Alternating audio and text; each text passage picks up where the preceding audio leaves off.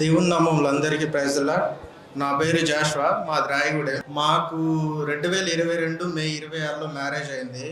Marriage అయ్యాక తొందరగానే పిల్లలు కావాలనుకున్నాం ఒక 3 మంత్స్ తర్వాత.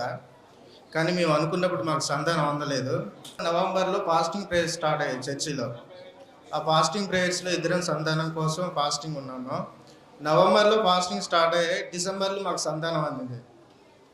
సంతానం అందిన 3 నెలల తర్వాత తనకి బ్లడ్ బ్లీడింగ్ అవుతుంది బాగా. ఆ విషయం నాకు చెప్పలేదు ఆమె. నా పనికి నేను వెళ్ళిపోయా ఆ రోజు. ఆమె అన్నయ్య నెంబర్కి ఫోన్ చేసి చెప్తే మన సేవకులు ఎవరు ఫోన్ లిఫ్ట్ చేసి ప్రేయర్ చేశారంట. తర్వాత ఒక 10-15 నిమిషాల తర్వాత అన్నయ్య నాకు రిటర్న్ కాల్ చేశాడు. కాల్ చేసి అర్జెంటుగా చర్చి దగ్గరికి తీసుకురండి నాన్న అని చెప్పాడు.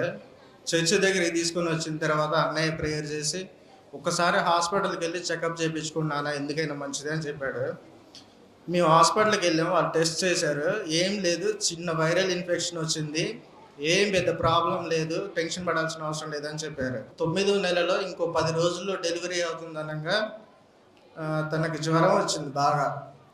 2-3 డేస్ అయినా కూడా తగ్గట్లేదు. ఆ విషయం నేను అన్నయ్యకి చెప్పలేదు. మేము హాస్పిటల్కి వెళ్తే మేడం గారు, డాక్టర్ గారు అన్నారు, ఇంకా లేట్ చేస్తే లోపల బేబీకి కూడా ఫీవర్ అటాక్ అవుతుంది. బేబీకి అంత బాగానే ఉంది కదా, గ్రోతింగ్ బాగానే ఉంది, అన్నీ సరిపడా ఉన్నాయి, డెలివరీ చేసేద్దాం, 10 రోజుల్లో ముందైనా ఏం కాదు, మళ్ళీ లేట్ చేస్తే బేబీకి కూడా ఫీవర్ అటాక్ అవుతుంది అని చెప్పారు. సర్లే అని నేను అన్నయ్యకి ఫోన్ చేస్తే అన్నయ్య ప్రేయర్ చేశారు, చేయించని చెప్పారు. అదే రోజు డెలివరీ చేశారు.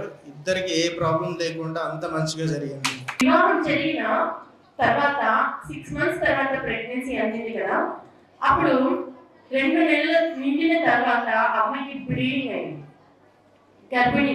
అప్పుడు గర్భిణి కన్ఫర్మ్ అయింది. నెలసరి లాగా వచ్చేసరికి బ్లీడింగ్ అవుతునేసరికి వాళ్ళు పడిన టెన్షన్ మామూలు కాదు.